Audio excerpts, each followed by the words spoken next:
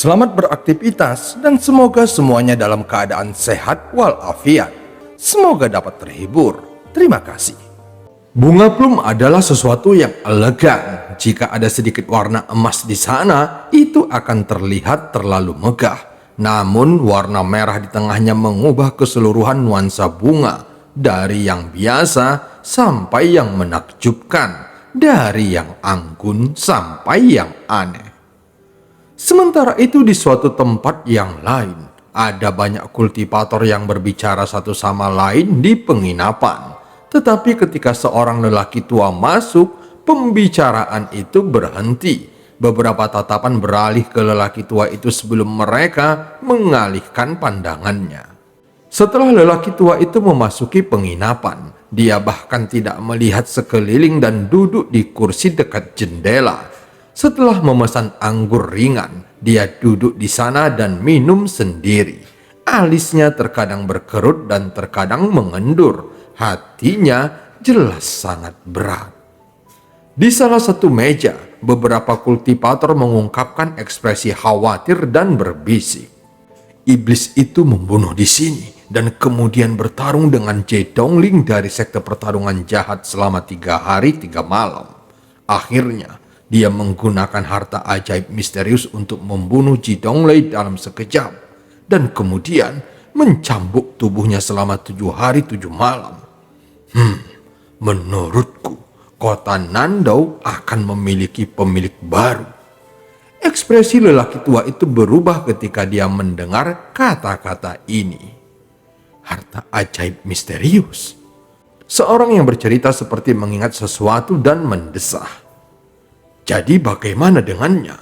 Aku pribadi melihat iblis itu secara langsung. Saat itu langit dipenuhi dengan tubuh yang telah dibunuhnya. Setidaknya ada 1000 mayat diseret di belakangnya. Iblis itu benar-benar tahu bagaimana bersenang-senang. Dia bahkan menggendong seorang gadis cantik di pelukannya saat dia terbang melintasi langit. Adegan itu adalah sesuatu yang tidak akan pernah kulupakan seumur hidupku. Orang tua itu sedikit mengerinyit saat mendengar pembicaraan orang-orang di penginapan. Saat ini seorang pemuda yang tampak dingin mengambil minuman dan mencibir. Kalian harus diam.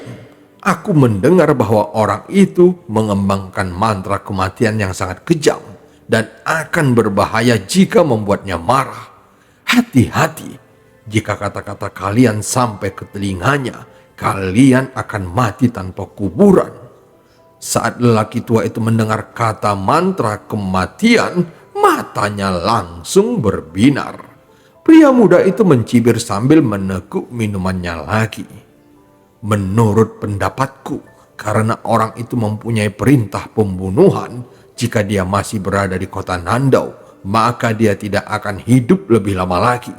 Saat ini tidak ada kultivator Nesensol di dekat kota Nandau, tetapi begitu beritanya menyebar, kultivator Nesensol mungkin akan menuju ke sini.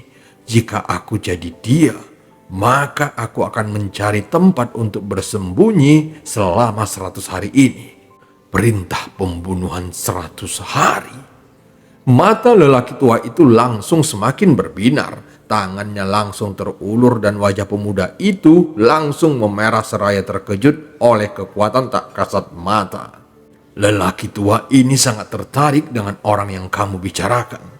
Bisakah kamu memberitahuku tentang dia secara detail?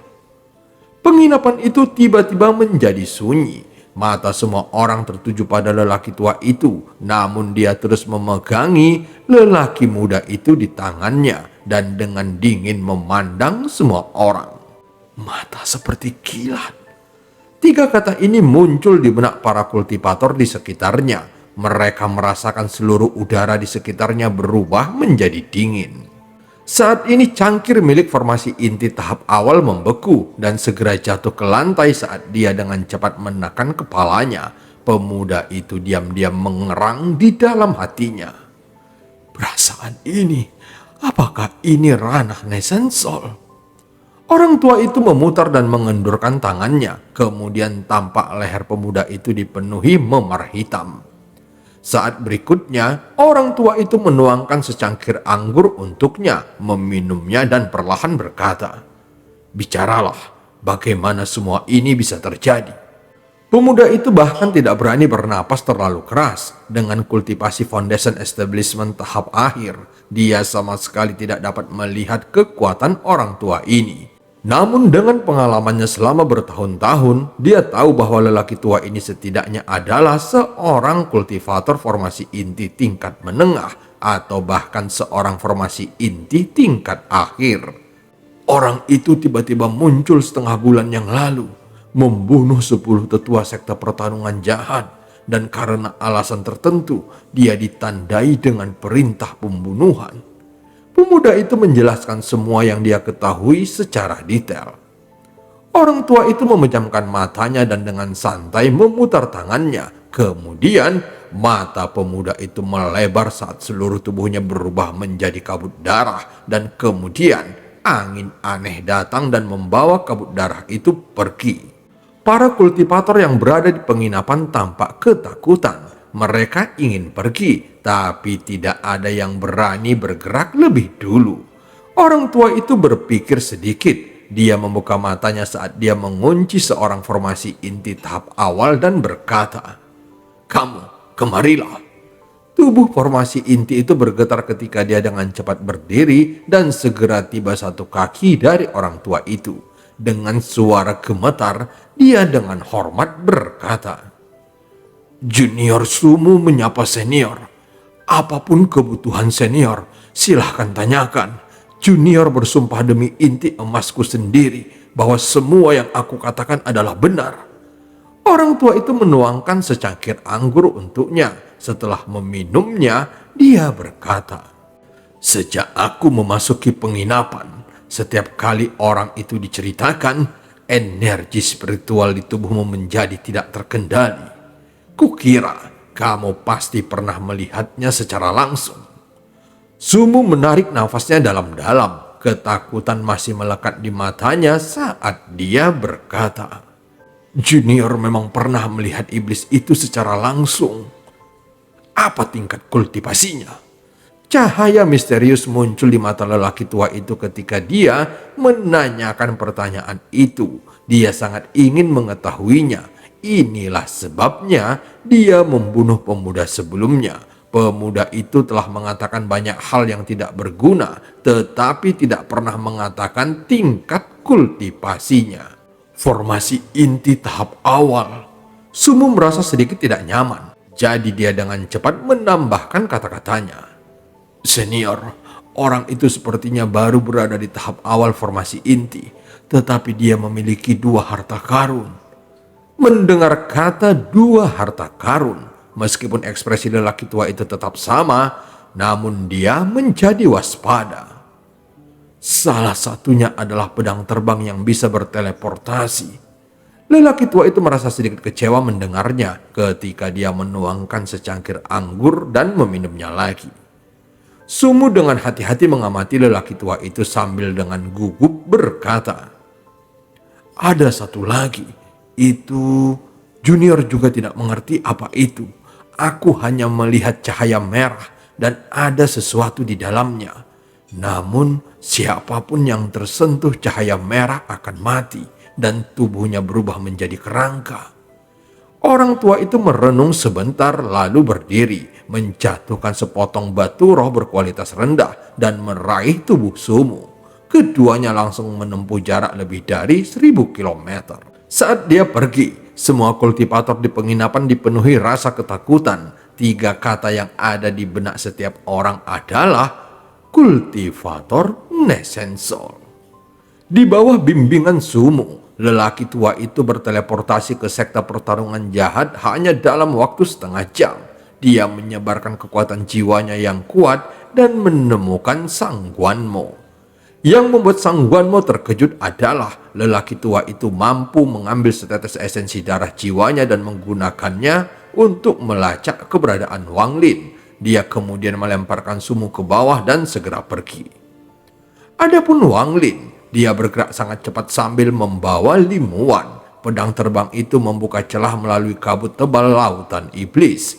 Lautan iblis dikelilingi kabut sepanjang tahun, tetapi hanya 1 bulan dalam setiap tahun kabut berubah menjadi air. Selama bertahun-tahun Wang Lin tinggal di lautan iblis, namun karena dia berkultivasi tertutup sehingga dia belum pernah mengalami fenomena ini.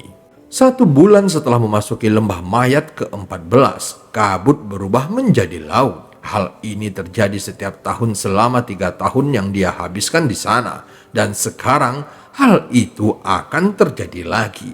Sedangkan Limuan secara pribadi telah mengalaminya setiap tahun. Dengan perlindungan formasi, air laut tidak bisa masuk ke dalam goa, tetapi dia bisa dengan jelas melihat laut biru tua di luar bersama dengan beberapa makhluk roh langka yang lewat. Saat keduanya terbang lebih tinggi, kabut semakin tebal hingga mereka merasa seperti berenang di dalam air. Kemudian Limuan segera berbisik, "Ini akan menjadi laut." Wang Lin tidak menjawabnya, namun dia tiba-tiba berhenti untuk melihat ke belakang dan mulai mengamati kabut di sekitarnya. Dia bisa melihat kabut yang perlahan bergerak lebih cepat dari sebelumnya, seolah-olah didorong ke depan. Bahkan beberapa makhluk di sekitarnya bergerak ke segala arah. Limuan melihat ekspresi Wang Lin lalu berbisik, "Kakak, ada apa?" "Tidak ada apa-apa." Setelah Wang Lin selesai berbicara, dia terbang ke depan lebih cepat. Dia merasa sangat tidak nyaman. Dari pergerakan kabut, terlihat jelas ada seseorang yang terbang ke arah tersebut dengan kecepatan yang sangat cepat. Orang yang mengejar dari belakang seharusnya seorang kultivator yang sangat kuat. Jika tidak, maka tidak mungkin menghasilkan efek mendorong pada kabut. Selain itu, makhluk-makhluk di sekitarnya berterbaran ke segala arah, kecuali ke depan. Hal ini membuat Wang Lin semakin yakin bahwa ada seseorang yang mendekat dari belakang. Mata Wang Lin menjadi dingin saat dia mengeluarkan cairan roh dan meneguknya. Inti emas di tubuhnya dengan cepat berputar saat menyerap energi spiritual dalam cairan, memungkinkan dia melepaskan lebih banyak energi spiritual. Hal ini mengakibatkan kecepatannya semakin meningkat. Limuan bisa merasakan kegugupan Wang Lin. Dia dengan cepat mengeluarkan beberapa bahan dan membuat beberapa formasi sederhana untuk dilemparkan ke belakangnya. Wang Lin melihat ke belakang dan menunjukkan ekspresi kekaguman. Limuan merasakan rasa manis di hatinya, tetapi dia telah menggunakan terlalu banyak energi sebelumnya. Jadi sekarang dia merasa tidak punya kekuatan lagi. Ketika dia melihat kecepatan Wang Lin meningkat setelah meminum cairan roh, dia sedikit ragu sebelum mengeluarkan botol cairan roh yang diberikan Wang Lin kepadanya. Dia meminum beberapa tetes dan langsung terkejut. Dia dengan hati-hati menyimpannya dan terus membuat formasi kecil itu. Saat keduanya terbang lebih tinggi, kekuatan tak kasat mata akhirnya muncul. Ini adalah tekanan laut yang unik di lautan iblis. Siapapun yang mencoba pergi harus menghadapi tekanan ini. 70.000 kilometer di belakang Wang Lin, lelaki tua itu menampar tasnya dan mengeluarkan labu hijau. Labu tersebut segera tumbuh hingga 100 kali lipat dari ukuran aslinya. Lelaki tua itu dengan santai duduk di atas labu yang terbang ke depan. Berkat labu itu, kecepatannya setidaknya menjadi 2 kali lipat.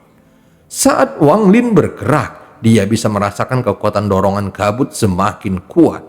Meskipun sebagian disebabkan oleh kecepatannya sendiri, jelas bahwa orang yang mengejarnya telah meningkatkan kecepatannya melalui metode yang tidak diketahuinya.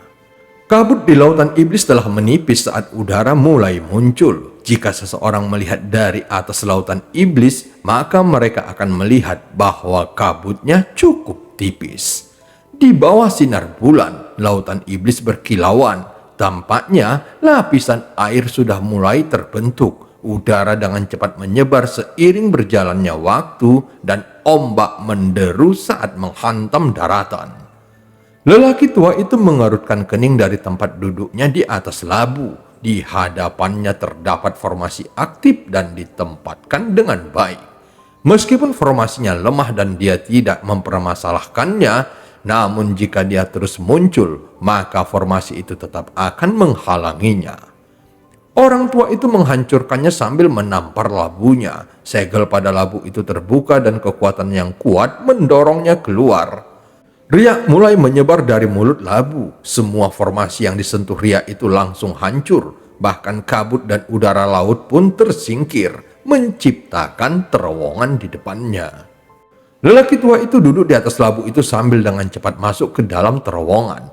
Sementara itu, tubuh Wang Lin sudah basah kuyup oleh air. Dia meneguk cairan roh lagi dan dengan cepat mengalir ke depan. Dia memeluk Limuan dan mendorong tubuhnya ke depan. Tubuhnya bergerak di udara seperti ikan. Segera dia bisa melihat permukaannya. Matanya menjadi dingin saat dia menunjuk ke depan dan pedang terbang itu tiba-tiba menghilang.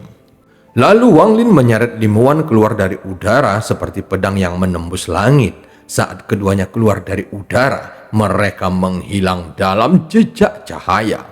Pedang kristal itu bergerak seirama dengan ombak, menunggu saat yang tepat untuk menyerang. Setengah jam kemudian, pusaran udara besar muncul di laut. Pusaran itu lebarnya sekitar 100 meter dan bergerak ke satu arah. Ada terowongan hitam yang terhubung ke dasar lautan iblis di tengah pusaran. Kemudian, labu hijau perlahan muncul dari dalam terowongan. Orang tua itu menampar labu itu dan baru saja akan terbang ke atas ketika ekspresinya tiba-tiba berubah. Dia mengangkat dua jari dan mencubit cahaya kristal yang tiba-tiba muncul di depan wajahnya. Dia mencibir, namun cibiran itu segera berubah. Orang tua itu tiba-tiba menggerakkan kepalanya saat cahaya kristal menyapu wajahnya. Saat berikutnya, cahaya kristal menyala beberapa kali sebelum menghilang sepenuhnya. Orang tua itu tidak berhenti, tetapi wajahnya tampak muram. Dia menyeka darah dari pipinya dengan lehernya. Lalu dia meletakkan jari di samping mulutnya dan menjilat darahnya sebelum menutup matanya untuk berpikir. Si kecil ini sangat berani. Setelah sekian lama, dia membuka matanya dan menampar labu hijaunya dan segera menyusut kembali ke ukuran aslinya. Dia membuka labu itu dan mengambil cairan di dalamnya yang mengeluarkan aroma manis anggur. Meskipun bencana binatang roh api telah diselesaikan oleh negara kultivasi peringkat 4, namun energi spiritual di sana masih dipenuhi dengan elemen api, sehingga tidak mungkin untuk dibudidayakan. Ditambah fakta bahwa tanahnya terlalu panas sehingga mengubah negara Hoven menjadi lahan kosong. Bekas kota tertutup lahar dan semua bangunannya telah lenyap. Tidak ada makhluk hidup yang tersisa di negara Hoven dan seluruh negara bagaikan kuburan yang sunyi. Wang Lin dan Limuan dengan cepat terbang ke seluruh negeri. Mereka berdua diam-diam merenung saat melihat apa yang terjadi dengan negara Hoven. Meskipun Wang Lin memiliki perasaan campur aduk tentang semua ini, jika bukan karena mutiara penentang surga yang menyerap roh api, maka dia pasti sudah dilahap olehnya. Semua ini hanya bisa dianggap kebetulan dan tidak ada yang benar atau salah. Jika dia diberi pilihan pada saat itu, meski mengetahui hasilnya, maka dia akan tetap melakukan hal yang sama. Keduanya terbang melintasi langit seperti bintang jatuh. Tak lama kemudian, mereka melewati tempat pertama kali mereka bertemu. Limuan memandang Wang Lin, tetapi tidak mengucapkan sepatah kata pun. Sedangkan Wang Lin, dia memikirkan orang yang mengejar mereka dan tidak punya waktu untuk memikirkan hal lain. Wang Lin tiba-tiba mengulurkan tangan ke belakang dan pedang terbang kristal itu mendarat di tangannya. Wang Lin tiba-tiba berhenti saat dia menatap bekas darah di pedang terbang itu. Dia mengoleskan darah ke tangannya dan kemudian setelah menatapnya beberapa saat, ekspresinya menjadi sangat tidak tenang. Dia bisa merasakan energi spiritual yang kuat dari darah ini. Tingkat kultivasi seperti apa yang telah dicapai orang ini? Dia mengeluarkan botol giok dan memasukkan darah ke dalamnya. Saat ini dia merasa seperti ada gunung yang membebani hatinya. Dia melihat kata hukuman raksasa di atas kepalanya dan mencibir. Lalu dia terbang lebih cepat sambil memegang Limuan. Setelah dengan cepat melintasi perbatasan negara Hoven, mereka dapat melihat gunung tempat aliansi Hoven berada. tampak keempat bendera Haufen digantung tinggi di puncak gunung yang menandakan bahwa daerah ini milik aliansi Haufen. Setelah mereka tiba di sini, Wang Lin berhenti, dia merenung sebentar dan kemudian berkata, "Aku akan melepaskanmu di sini." Limuan menggigit bibir bawahnya saat dia melihat ke belakang dan berkata, "Bagaimana kalau kamu mengikutiku kembali ke sekte Lohe untuk bersembunyi sebentar?" Wang Lin dengan tenang berkata, "Tidak perlu." Setelah mengatakannya, Wang Lin ragu-ragu sejenak sambil melihat Limuan. Dia menampar keningnya dan esensi darah jiwa Limuan terbang keluar. Wang Lin tidak segera mengembalikannya, tetapi meninggalkan jejak alam ji-nya di dalamnya sebelum mengembalikannya. Kemudian Wang Lin berkata perlahan, "Terima kasih selama 4 tahun terakhir ini. Aku telah meninggalkan sepotong kekuatan jiwaku ke dalam esensi darah jiwamu. Siapapun yang berada di bawah tahap Nesensol tidak akan lagi dapat menyakitimu." Limuan memperlihatkan tatapan rumit dan bertanya, "Apakah kita masih memiliki kesempatan untuk bertemu di masa depan?" Wang Lin merenung sejenak sebelum menghela nafas.